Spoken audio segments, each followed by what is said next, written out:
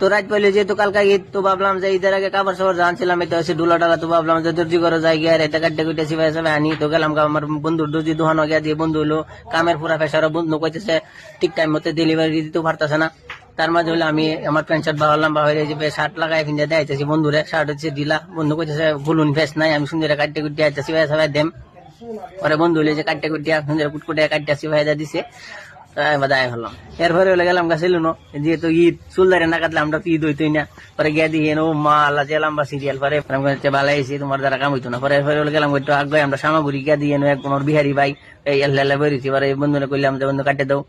পরে এই ভাই কইতেছে বউ তোমরা কাটিয়ে দেম সুন্দরিয়া। পরে এই ভাই কাটিয়ে দিছে, ওরা আইসি। এরপরে ঘুরিয়া আবার আইসি বনমাই নয় তো দিও আতরে দোকান। পরে মনে হলো কালকা তো ঈদ মাঠে যা লাগবো, তার আগে একটা আতর তো লোনি লাগবো। পরে বাইরে কইলাম যে ভাই